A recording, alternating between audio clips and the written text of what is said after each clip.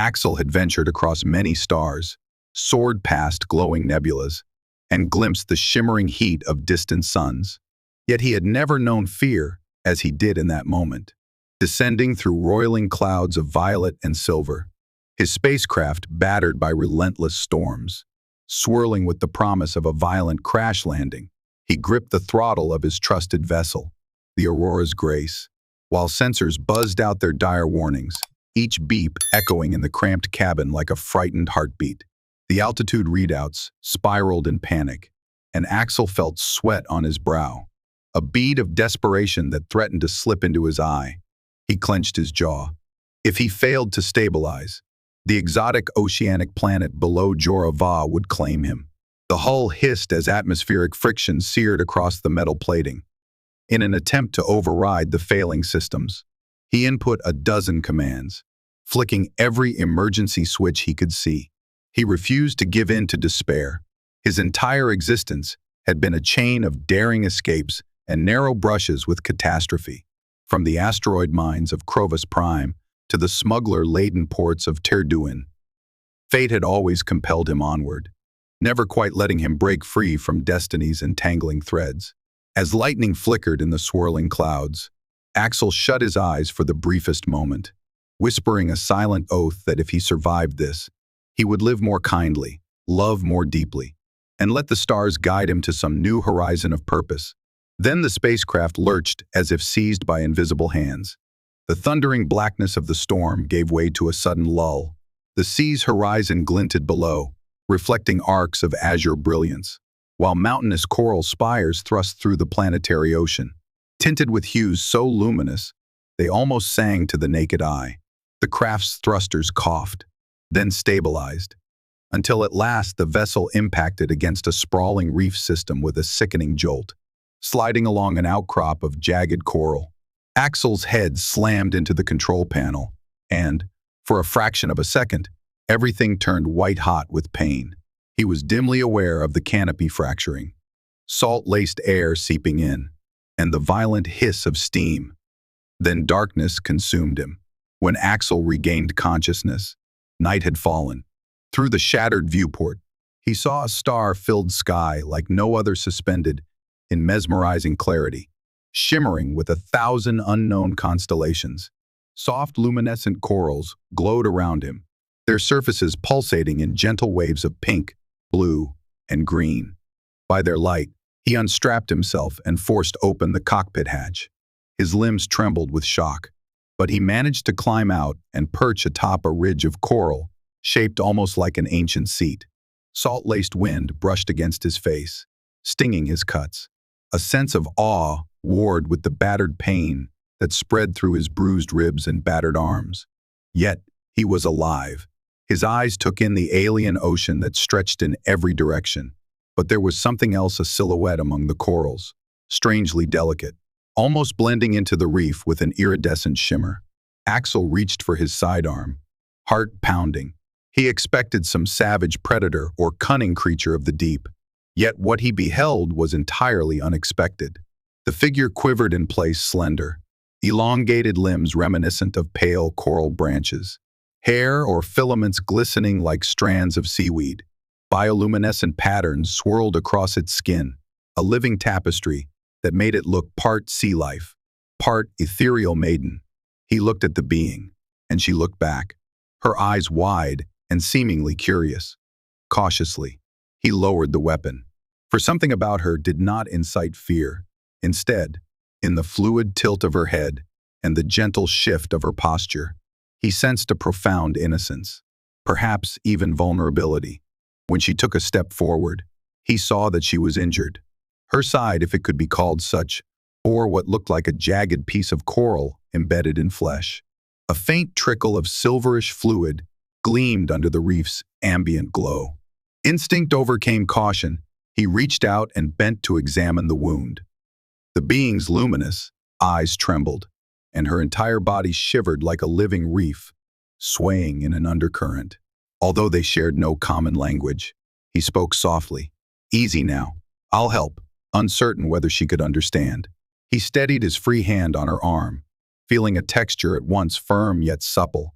Slowly, Ever so carefully, he dislodged the coral fragment. A soft, keening noise escaped her parted lips. She nearly collapsed, so he guided her gently to sit upon a smoother portion of reef. With a survival kit from the Aurora's Grace, he tried to dress the wound. The med gel sizzled and hissed upon contact with her alien flesh, as if uncertain how to bond with it. Yet it seemed to slow the strange silver fluid that leaked from her wound. When he finished, the being let out a relieved sigh, or perhaps a note that reverberated from her chest. Her eyes fluttered closed, then opened, regard brimming with gratitude and curiosity. He felt his chest constrict at her silent trust. She had no reason to believe he would not harm her, yet she allowed him to help. At last, he managed a weary smile. "I don't suppose you have a name," he said, not expecting an answer. To his surprise, she formed her lips around an unfamiliar sequence of syllables that sounded like a melodic hum. It rose and fell, as though resonating in hidden chambers. "Nahil," she repeated quietly, with faint intonations that seemed to contain a half-dozen undertones, echoes swirling. Axel nodded. "Nahil," he repeated, the name clumsy on his human tongue. She blinked, and even if he could not precisely read her expression, he guessed she was pleased. Then she gestured to him with one hand, a questioning tilt in her luminous gaze. He paused, then tapped his chest, speaking slowly. "Axel." Her lips parted. "Axel," she murmured, a near musical accent painting the syllables in color. With names exchanged, they sat in awed, pained silence, adrift on that reef beneath an endless, star-laden sky. Within minutes, exhaustion claimed them both, and they slept. Morning dawned with a surprising hush, as though the planet itself was slow to greet the sun. Above, the sky tinted into glorious pink and gold. The ocean seemed to reflect that celestial palette, and far below, strange silhouettes flitted in the water's azure depths. After waking, Axel rummaged in what remained of the Aurora's cargo hold for nourishment. He offered Nahil a sealed pack of reconstituted nutrient paste. She eyed it curiously, then sniffed, apparently uncertain, before tasting it. She shuddered. Axel offered her purified water next, which she accepted with greater enthusiasm. Her wound still glistened, but the leak of silver fluid had stanched, though Axel felt a pang of worry at how her body would heal. Would his med gel be enough? He muttered to himself that he ought to expedite repairs on the ship's distress beacon, or else see if he could glean local resources. He wasn't even certain whether human medical protocols could treat an alien physiology. As Axel surveyed the battered hull of the Aurora's Grace, he felt a lump rise in his throat. The drives were half submerged in ocean water, corroding in the briny environment, while the main thrusters were hopelessly mangled. The autopilot's console was destroyed, and their only hope for communication, an interstellar transmitter, lay cracked. Perhaps he could fix the receiver portion, but the sender's amplifier was in pieces, scattered in the ocean's depths. Nahil watched him fret over the wreckage, stepping forward and tilting her head in that silent, curious manner of hers. She seemed to sense his distress. Gently, she placed a coral-like hand upon one of the twisted metal supports of the craft and hummed something low, an almost subsonic murmur that pulsed across the reef. Then she turned to Axel. Her luminous gaze flicked from him to the shimmering horizon. She made a gesture of beckoning. He frowned. "You want me to follow you?" The question was rhetorical, for he somehow felt her meaning. She repeated the gesture, but in it, he saw an urgency. Undergirded by compassion, Axel weighed his options. He had precious few. If he refused, he would remain stranded, likely starve or suffer from the planet's punishing storms. If he followed, at least he might find safe shelter, and perhaps some clue to sending a signal across the cosmos. Gazing into Nahil's eyes, she was an alien. Yes, but her expression was so open, he could not doubt her sincerity. After gathering what supplies he could salvage, Axel followed Nahil across the reef. The coral outcropping that had saved him from sinking further into the ocean was actually part of a wide archipelago of living reefs. sprouting in labyrinthine patterns. They crossed a narrow causeway formed by enormous shells, moving carefully around deep tide pools. Strange fish blue, with translucent fins, darted from hollows in the coral, and luminous star-shaped plants unfurled to greet the dawn. Nahil, for her part, moved gracefully, though she occasionally winced, pressing a delicate hand to her side. Axel helped steady her, though in truth it was she who guided him. Twice. She paused and cupped her palm over a portion of reef that glowed a faint green beneath her touch. Each time, the path shifted subtly, or a stony protrusion receded, allowing easier passage. It was as though the planet itself responded to her presence. Axel regarded her in wonder, never having witnessed such an intimate connection between living being and environment. A sense of magic, though he knew it was an unscientific concept, welled in him. But perhaps, in this far-flung corner of the galaxy, magic was just an advanced manifestation of biology or cosmic energy. Then again, seeing the swirl of color beneath Nahil's hands, he entertained the possibility that the universe was broader and more mysterious than any rational classification. At last, they reached a wide basin, half submerged in the ocean, where huge pillars of coral rose in a circle, forming the semblance of a colonnade.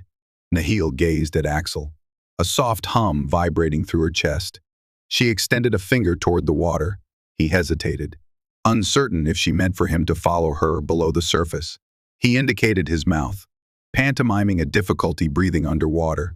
She laughed, or so he interpreted the airy exhalation and the shimmer in her eyes. Then, focusing, she reached for a bulbous, translucent pouch attached to one of the pillars. She gently tore it free, and to Axel's astonishment, the jelly-like object seemed to pulse as though alive. She placed it around her mouth and nose, demonstrating its function. She inhaled, and he watched in fascination as the membrane drew inward, providing her with air from somewhere within. Then she removed it and turned to Axel, gesturing for him to try. "Is this some kind of rebreather?" he asked quietly, holding the strange creature in his hands. The membrane felt cool, pliable, and not entirely unpleasant. If it provided oxygen, perhaps it was a living device. Under normal circumstances, he would have been wary, but now, survival demanded he adapt. So, he mustered his courage, fitted the membrane over his nose and mouth, and breathed tentatively. The interior of the pouch tasted faintly briny, but it delivered oxygen with surprising clarity, as if filtering the planet's water. A rush of relief and cautious excitement filled him. The device might allow him to follow Nahil underwater safely, for a time at least. Indeed, that is exactly what she did next, slipping her own jelly-like rebreather into place, nodding softly, then gliding down into the blue. Axel steeled himself and waded into the water. It was cooler than he expected, swirling with flakes of light that drifted from the coral pillars. He submerged, letting the alien ocean envelop him. Beneath the surface, an entire realm of coral spires and neon flora stretched into the distance, a living labyrinth shimmering with life. Nahil's luminous skin glowed softly, allowing him to track her movements. She swam smoothly, propelling herself with gentle sweeps of her limbs, as though she were as much fish as terrestrial being. He did his best to keep pace, not entirely unaccustomed to underwater movement, but struggling with the fluid environment and the additional baggage of his gear. Schools of small, translucent creatures darted by, while vines of softly pulsing kelp swayed in the ocean current, releasing flecks of bioluminescence that curled around them like playful sprites. They passed under a series of large, arching reef buttresses, each carved with ornate swirls and glyphs that might have been writing. Axel's heart pounded with excitement. This was no mere wilderness. It bore signs of intelligent design. Even if the architecture was integrated with the coral environment, these patterns were too consistent, too deliberate, not to be the result of a civilization. He could feel Nahil's tension, the occasional hitch in her breath, the way she pressed a hand to her bandaged side. Still, She carried on with determined grace. By the time they emerged into a wide underwater clearing, Axel realized they were entering a veritable city. Spires of coral, shaped in symmetrical patterns, rose from the ocean floor. Alien crafts, if that was the correct term, drifted in designated lanes, gliding upon rippling fins. Bubbles of light hovered in the water, and near them, numerous beings like Nahil wove in and out of corridors formed by overlapping reef structures. The city teemed with life, a silent hum of activity. As the pair drew closer, figures paused to stare. Their eyes, various in hue, glowed with curiosity or alarm, and their coral-like bodies bore subtle variations in shape and color. Some had extended filaments trailing from their elbows. Others displayed swirling patterns of luminescence across their chests. They all possessed the same elongated, graceful limbs that Nahil had. Reminiscent of living coral, apprehension fluttered in Axel's gut. He was the stranger here, an odd biped clad in a flight suit with a rucksack of salvage and an oxygen mask made from a living membrane. Nahil cast him a reassuring glance, then turned back to face her people. She lifted her arms, a gesture reminiscent of greeting or perhaps supplication, her voice emerging in a melodic hum that radiated outward. Slowly, the gathered crowd parted, revealing a wide passage leading deeper into the city. They swam through, with occasional watchers pressing closer to glean a better view of the off-worlder. Axel tried to keep his posture calm, respectful, though he was brimming with awe. One ancient figure, covered in twisting horns of pale coral that crowned his brow, drifted near, regarding Axel with deep suspicion. But upon seeing Nahil's expression, he relaxed. Through a series of looping corridors and gently lit chambers, they arrived in a grand hall, shaped from swirling coral. At the far end, perched upon an elevated dais, sat a figure who seemed to command the entire space. His presence was unmistakable, tall, regal, with broad coral-like shoulders and eyes that blazed with luminescent intensity. Ornate patterns of swirling color adorned his arms, which were folded in a posture of authority. Nahil paused, turning to Axel. A ripple of anxiety broke across her features. She glanced down, then looked at him, as though mentally preparing him for what was to come. She advanced, and with utmost deference, bowed before the figure on the dais. Axel hesitated, uncertain, but sense guided him to dip his head in a respectful half-bow. A deep resonance emanated from the figure. Through the water, it reverberated as a series of low pulses. Axel felt something akin to telepathic vibrations brush against his consciousness, fleeting yet profound. Then the being spoke, a series of melodic syllables. Nahil responded quietly, her voice trembling slightly. Axel sensed a fatherly presence in the regal being. There was a paternal seriousness in his bearing, the set of his expression, the trace of worry that flickered across his eyes as he saw the bandage on Nahil's side. At length, Nahil laid a hand on Axel's arm, and the father figure's posture stiffened. Axel braced himself. This alien, presumably Nahil's father, or perhaps the ruler of these people, spoke again, gestures punctuating the watery air. Nahil answered in earnest tones, as though pleading her case. Finally, the father's gaze moved to Axel, scrutinizing him, measuring him. The memory of the story Nahil's father must have heard from those around him played in Axel's mind. A crashed alien, a daughter injured, a life saved. Even with the language barrier, there was an intangible sense of gratitude tempered with caution. The father sank back onto the coral seat, sighed a series of bubbles, and bowed his head, beckoning them closer with a subtle wave. In that moment, Axel felt a wave of relief. Whatever lingering hostility might have threatened him, it appeared to have softened, replaced by curiosity, wariness, and something deeper, some urgent sorrow within the father's gaze. He looked at Nahil, who stood resolute despite her wound. The father's eyes softened, gliding from her to Axel, then back again, as though wrestling with a private choice. Before Axel could further interpret these silent cues, Nahil gently took his arm, guiding him from the chamber. As they left, The father's deep presence seemed to echo in Axel's mind, reverberating like the hush of thunder, or the intangible weight of a father's concern. In the weeks that followed, Nahil introduced Axel to the wonders of her people, who called themselves the Star Singers of Jora Va.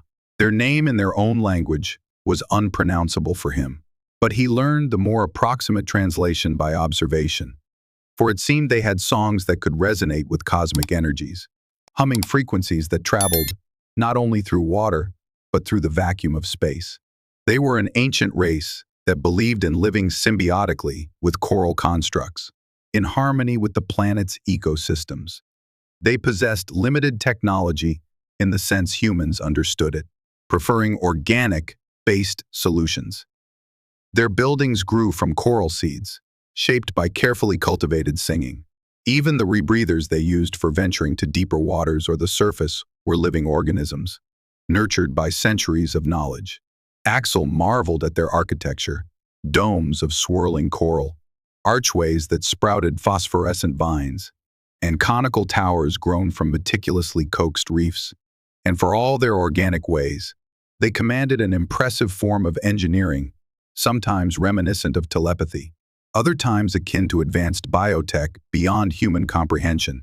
During this time, the father figure, known as Lord Azure, made periodic inquiries about Axel's origins. Through gestures, partial telepathy, and Nahil's guidance, Axel conveyed that he came from a far star, carried by a ship now broken. He needed assistance to repair or replicate the technology to call for help.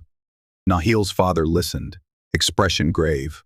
One day, after a solemn audience, Lord Azure gestured for Nahil to remain, leaving Axel escorted out by one of the city's more watchful attendants, a figure who seemed like a guard or advisor. Axel sensed that behind those closed doors, father and daughter spoke about matters of grave importance. Nahil emerged later with eyes bright yet troubled. She would not speak of it, only guiding Axel to continue exploring the city. Curiosity buzzed in Axel's mind. He sensed some deeper tension involving Nahil's standing or her father's demands. He also suspected he was the catalyst for some new plan. Her father's searching gaze, the protective manner of the city's residents. Axel suspected that the Star Singers faced a threat. In time, he gleaned fragments. There were warnings from the ocean's perimeter, sightings of ominous shadows in the deep, rumored predators, or perhaps the vanguard of an invading force. A hush of apprehension pervaded the corridors, and many Star Singers looked to Nahil with equal parts admiration and dread. When he finally managed to piece together parts of the story through a combination of sign language and the telepathic hum some shared with him, he learned that Nahil was the heiress of this civilization. She was bound to ascend to a role of leadership, but rumors whispered that she was barren, unable to produce the next generation that the father demanded. Axel found it shocking that such personal matters loomed so large in the cosmic tapestry of a society. But the Star Singers' monarchy was not just genealogical. Their line, apparently, had an inherited affinity for tuning into the cosmic frequencies that protected Jora Va from external threats. With each generation, the heir's ability to sing with the star frequencies was crucial to the entire civilization's survival.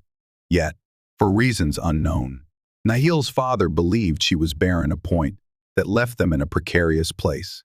If she had no heir, who would carry on the cosmic guardianship in centuries to come? In the midst of all this, Axel found himself wrestling with a blossoming admiration for Nahil. She was gentle, wise beyond her years, determined to help her people, and possessed a certain quiet bravery he had rarely encountered among his own.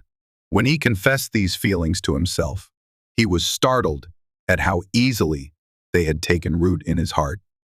She was alien, yes, but something about her spirit transcended the difference in species, forging a bond that defied logic.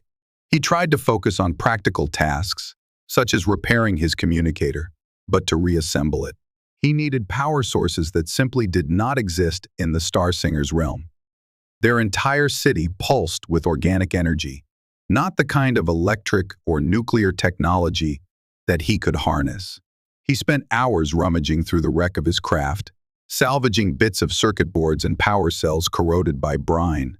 Some nights, he sank into despair, wondering if he would ever return to known space. Yet Nahil remained by his side, luminous eyes brimming with encouragement. She faced her own struggles. From the whispers and worried looks, Axel suspected that her father had betrothed her once before to an ally from a neighboring region, in hopes of continuing the line. That match had failed, or never came to fruition, fueling rumors. But each time her father demanded an heir, Nahil's expression would darken with sorrow, her chest fluttering with a subtle heartbreak. She was determined to uphold her duty, but also burdened by it. One evening, they walked along a high coral balcony that opened onto the sweeping water outside. The city's glow shimmered behind them, and overhead, twin moons gleamed through the gently rippling surface. The watery environment refracted their light, sending dancing beams across the structures. Nahil paused, placing her hand over her wound, which had mostly healed thanks to a mixture of Axel's med gel and the Star Singer's organic therapies. Now only a faint scar remained, pale and shimmering, like mother of pearl. Axel dared to place his hand over hers. She turned her gaze to him, eyes reflecting starlight. He spoke softly, though he knew she only understood bits of his language.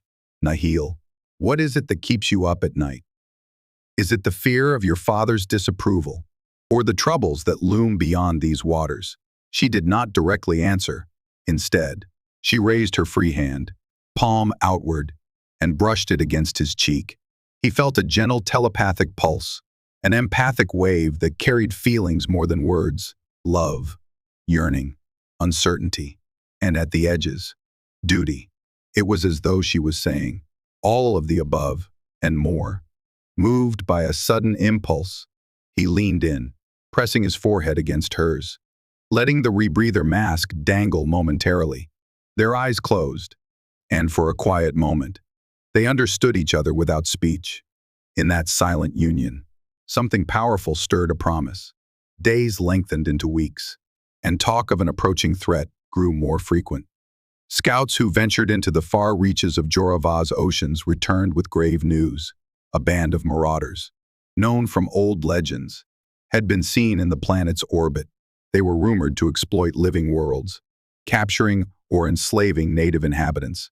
The Star Singers had always relied on their cosmic harmonies to shield themselves from external detection, projecting illusions or masking signals from prying technology. But something had weakened that protective song. Nahil's father, Lord Azure, suspected the fracturing was tied to the uncertain succession. The father called forth his vassals and advisors. Nahil stood at his side, a stoic mask upon her features, but all eyes were upon Axel as well. He could sense their unspoken question. Could he help them? Could he call for aid from the stars? But he, too, felt powerless. His transmitter was nearly useless, the local resources insufficient to repair it. The only possible solution was to adapt the Star Singer's cosmic resonance to amplify the signal. But that required a synergy between their telepathic frequencies and the machine's structure. One night, in a moment of daring, Axel proposed such a solution to Nahil through a series of gestures and partial telepathic impulses. She stared at him with astonishment, then her eyes glowed with understanding.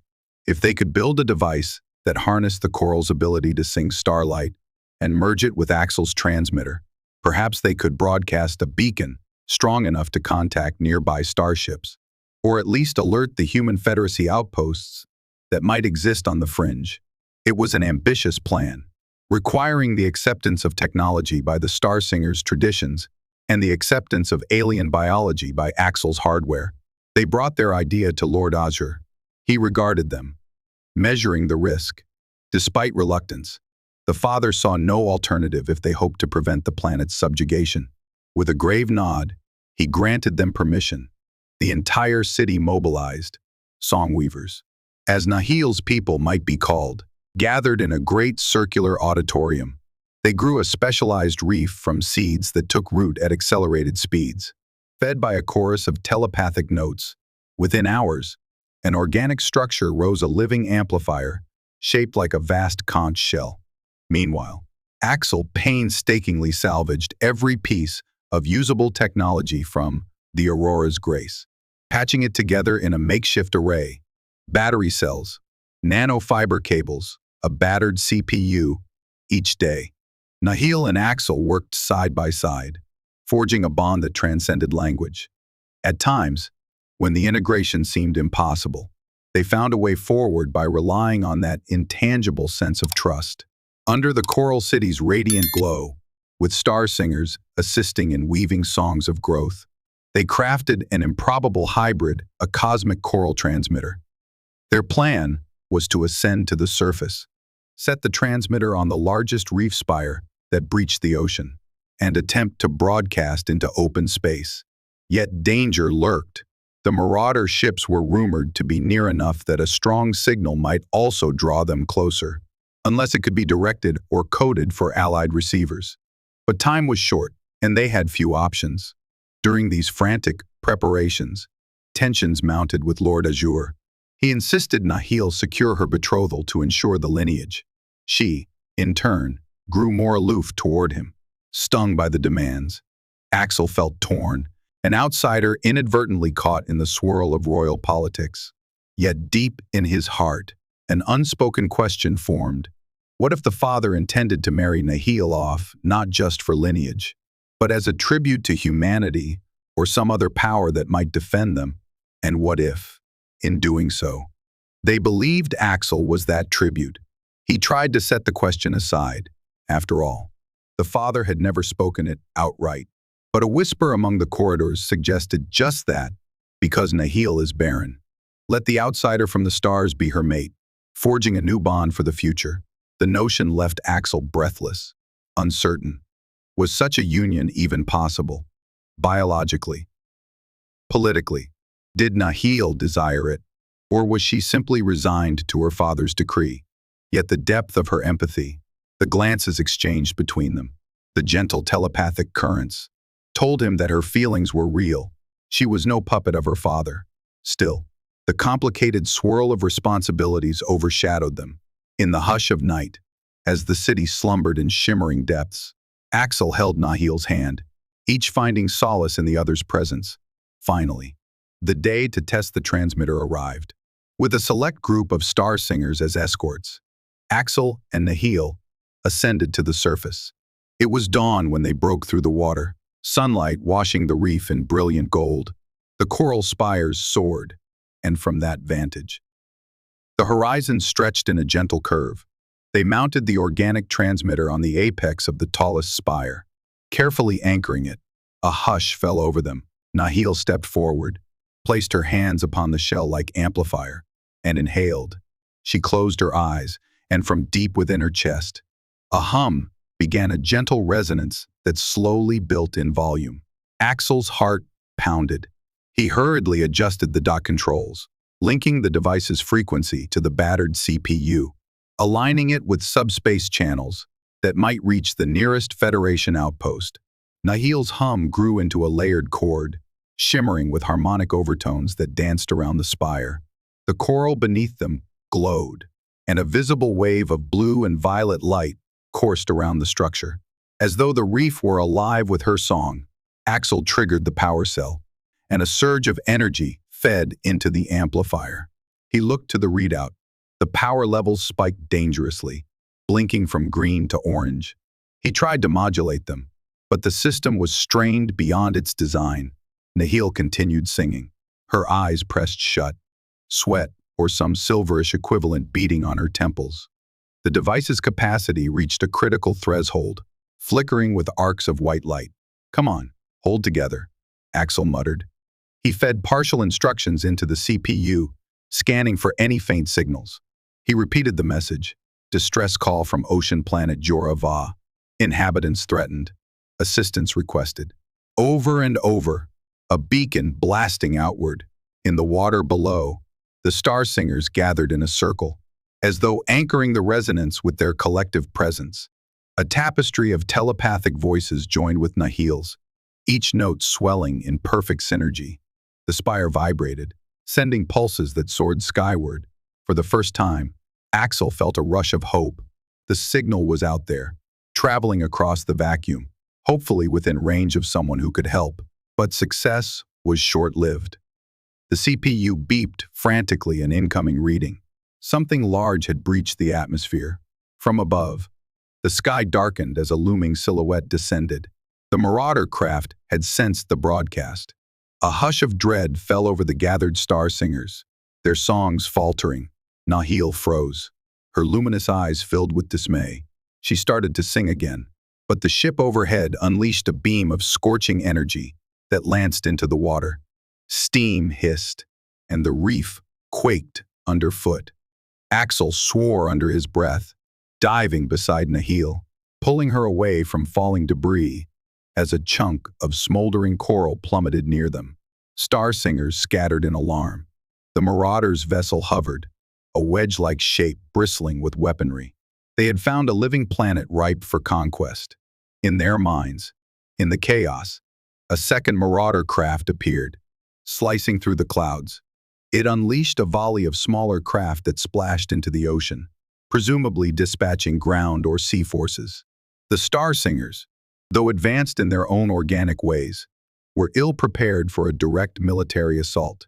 Their most potent defense was the cosmic resonance that cloaked them from detection. But that cloak was weakened, compromised by the uncertain legacy of Nahil's lineage and the incomplete synergy of the new device. Axel's mind raced. He had no weapons large enough to fight off starships, but perhaps the coral amplifier could do more than just broadcast. It might, if tuned properly, deliver a resonant shock that could disrupt the Marauder's systems. He locked eyes with Nahil, who understood his unspoken plan. Together, they scrambled back to the device, ignoring blasts of heat from above. With trembling hands, Axel adjusted the frequency, pushing the system's hardware to its limits. Nahil pressed her palm to the coral shell, channeling the song of her people. Pain contorted her features. Maintaining such intense resonance was agonizing, but she did not relent. The entire structure hummed, building a crescendo. A faint aura of shimmering light formed around them. Then, from deep within the reef, the energies of the planet's living coral responded. The spire lit up, crackling with bluish tendrils of power that arched skyward. In a single, thunderous moment, that energy coalesced into a beam that lashed out at the nearest Marauder craft. A roar echoed across the horizon, and the ship reeled from the impact. Over the intercom, Axel heard static-laden shrieks. The craft's system sputtered, then caught flame. It spun out of control, plunging into the ocean with a deafening crash. The shockwave churned the waters, sending plumes of steam and debris skyward. The second Marauder ship veered abruptly, maintaining altitude but battered by the resonance's echo.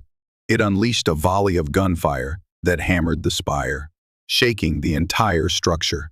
Axel felt the platform crack beneath him. Fragments of coral buckled. Nahil cried out, losing her balance. He leapt to catch her before she fell.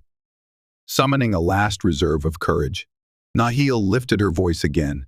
The amplifier responded in kind, though the structure was breaking. Axel assisted, punching in new frequency modulations, feeding any spare energy from the CPU. If they could release one more blast, a sizzling beam from the second Marauder ship stabbed into the spire, disintegrating a portion of the shell. A column of swirling water and coral fragments erupted. Axel and Nahil were hurled back, slamming into a lower ridge. The air rushed out of Axel's lungs, pain flaring in his side. Through the haze, he saw the device's central node still glowing with residual power, flickering like a failing star. Despite her injuries, Nahil pressed her hand against it one final time, voice trembling. Axel crawled beside her, placing his hand over hers, contributing whatever meager telepathic synergy he had gleaned. They willed the spire to respond. With a final, desperate cry, a wave of sonic resonance burst forth, sweeping across the sky in a coruscating flash. The Marauder ship lurched, sparks dancing across its hull as systems overloaded. With a tortured groan, it careened away, trailing smoke, It vanished over the horizon, evidently retreating rather than risk further damage. The entire reef seemed to quiver, then sank into uneasy stillness. At last, the battered transmitter fell silent. Axel collapsed, pulling Nahil into his arms. Her luminous eyes fluttered, breath labored. Around them, the star singers emerged from shelter, voices raised in cautious triumph. Some wept in relief, while others chanted a victory lament for the losses. Darkness threatened Axel's vision, but he forced himself to remain conscious, to cradle Nahil and brush a trembling hand across her cheek. "We did it," he whispered. "They're gone. For now." She lifted a trembling hand to his chest, the silver of her blood staining her coral like fingertips. With an effort, she sent him a final telepathic sense hope. Then the world dimmed around them. Axel awoke in the Star Singer's city, floating in a softly lit chamber draped with translucent membranes. The water around him was warm, gently circulated by swirling currents. He found that his injuries had been tended to with living bandages of coral fiber. A mild euphoria spread through his system, no doubt the effect of some Star Singer healing property. He turned his head, heart pounding. Nahil lay in a parallel cocoon, eyes closed, but chest rising and falling with breath. Relief washed over him like a tide. She lived, though her skin was pale, her luminescence greatly diminished. Approaching footsteps, if that was the right term in water, caught his attention. Lord Azure entered, accompanied by a cluster of advisors. They watched Axel with measured expressions. Through the father's deep resonance, Axel perceived gratitude and a solemn acceptance. The father approached Nahil's side, pressing a gentle palm to her forehead, murmuring a low hum. Nahil's eyes fluttered open, and a flicker of her luminescent patterns returned. She looked first to her father, then across the chamber to Axel. A faint smile graced her lips. Then, with ceremonial grace, Lord Azure bowed low to Axel. Though no spoken words were exchanged, the meaning was clear. "Thank you for saving my daughter and my people." A whisper ran through the advisors, carrying an undercurrent of hope. Days of convalescence passed. The city was abuzz with attempts to salvage or rebuild the cosmic amplifier. Though it was nearly destroyed in the battle, scouts reported no immediate sign of the Marauder's return, though caution prevailed. Freed from bed rest, Axel tested his battered body with slow laps around the corridor, discovering that the Star Singers had stabilized the breach in his lung using a coral-based compound that allowed him to breathe normally once he returned to the surface. Eventually, Nahil recovered enough to walk the halls with him. The father beckoned them to a private audience, a stately chamber lined with swirling patterns of coral grown into the shapes of ancient glyphs. He greeted Axel with a sense of warmth overshadowed by a grave finality. Standing before them, the father launched into a melodic explanation, which Nahil aided with telepathic impressions. In essence, Lord Azure had come to a realization. The Star Singer's survival hinged not only on technology or cosmic resonance, but on forging alliances beyond their solitary world. Their cloaking had been compromised, their isolation no longer feasible. Nahil's father proposed that a tribute or an ambassadorial union be formed, ensuring that Jora Va's heirs could connect with the broader galaxy. Axel's arrival, coinciding with the rumored barrenness of Nahil, was more than happenstance. It pointed to a possibility that the union of two species might create a new lineage, bridging cultures. Ensuring cosmic harmony continued. Nahil's eyes glistened. She turned to Axel, silently imploring him to understand. The father was essentially asking, "Would you remain, or at least forge a lasting bond, to share life and protect our people?" It was a monumental decision, one that had cosmic ramifications. Axel felt his heart pound. He was but a lone pilot, drifting from star to star, never quite belonging anywhere. And yet, here, in these alien halls, he had found acceptance, love, and a sense of purpose. But could he truly pledge himself to this world, this woman of coral and starlight, especially when everything about them was so different? Could they even produce an heir or new generation that carried the star resonance. He looked at Nahil. Her expression mingled vulnerability with unwavering devotion. He remembered how she had risked her life to help craft the amplifier, how she had entrusted him with her healing. In that silent moment, the telepathic bond between them flared, a swirl of possibility that contained love, wonder, and the forging of a future neither had imagined. At last, Axel bowed his head to Lord Azure. Through a quiet synergy of gestures and emotional resonance, he conveyed his acceptance, though it came tinged with uncertainty. The father's expression grew solemn but grateful. Thus began a new chapter in the life of Jora Va. Preparations for a ceremonial union were set in motion. The city bustled with activity. Resilient coral structures were grown into majestic arches. Translucent sea flora was woven into garlands of living light, and the people gathered to witness the first union between a human and a star singer. A hush of excitement and trepidation filled the water. On the appointed day, under the grand dome of swirling coral, Nahil and Axel stood side by side. She wore an ornate wreath of shimmering kelp about her brow, while delicate patterns of bioluminescence curled across her arms and collarbone, signifying her royal lineage. Axel, feeling a mixture of awe and humility, had donned a ceremonial garment fashioned by star singer artisans, composed of soft membranes and coral threads. Lord Azure presided, his voice a low, powerful hum that resonated through the gathering. The entire city seemed to hum in response. The water vibrated with a unifying chord. For a moment, Axel felt as though he were part of something far greater than himself, a living cosmos, bound by a tapestry of light and song. In that solemn rite, the father gently placed Nahil's hand in Axel's, signifying the joining of their fates. Then came the wave of telepathic harmony, a reverberation of star frequencies that rippled from them, carrying a sensation of warmth and possibility. Nahil's eyes were bright, shining with tears or their alien equivalent. Axel's own eyes moistened, heart full. When the ceremony concluded, the city erupted into color and music. Star singers performed intricate dances in the water, swirling around columns of coral. Their voices rose in choruses that soared through the currents. Even the reefs seemed to celebrate, blossoming with new coral flowers that glowed in ephemeral bursts. Amid the revelry, Lord Azure embraced his daughter, acknowledging Axel with respect. Though words were sparse, the father's expression spoke volumes. May this union secure our future, and for the first time in living memory. The rumor of Nahil's barrenness seemed to fade in the face of renewed hope. Time passed. Axel adapted to life among the star singers, gradually learning to sense the subtle telepathic rhythms of Jora Va. He aided in the city's attempts to rebuild the cosmic amplifier, this time with a more stable integration of organic and technological components.